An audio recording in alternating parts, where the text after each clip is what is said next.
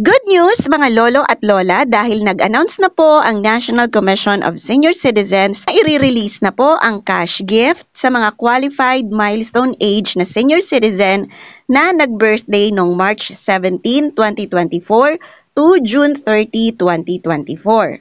Kung ikaw ay senior citizen na nagdiwang ng ika-80, 85, 90, at 95 na kaarawan o birthday mula March 17, 2024 hanggang June 30, 2024 at nakapag-submit ng mga requirements sa inyong local CSWD o OSCA office, ang National Commission of Senior Citizens ay nakaschedule ng mag-release ng 10,000 pesos cash gift sa ilalim ng Expanded Centenarians Act. Uulitin ko po, yung mga senior citizen na kumpleto na yung requirements, mga senior citizen na qualified lang po, ibig sabihin kumpleto na po kayo sa mga requirements at nagdiwang ng ika-80, 85, 90 at 95 na kaarawan noong March 17, 2024 hanggang June 30, 2024 ay maaari na ninyong matanggap ang 10,000 pesos cash gift sa ilalim ng Expanded Centenarians Act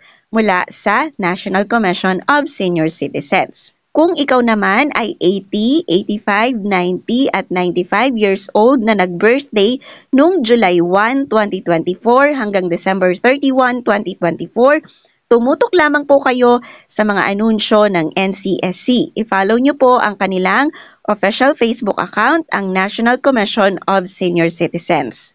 Ito po yon. Ang cash gift po na ito ay regalo sa mga senior citizen na umabot sa 80, 85, 90, 95 hanggang 100 na edad.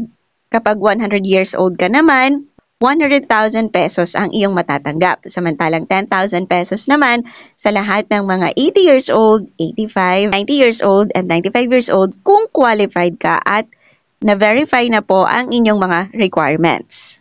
Kung may mga katanungan po kayo tungkol po sa cash gift at pasok po kayo sa edad na qualified dito sa Expanded Centenarians Act, pwede po kayong magtanong sa inyong local DSWD office sa inyong lugar o sa OSCA office sa inyong lugar.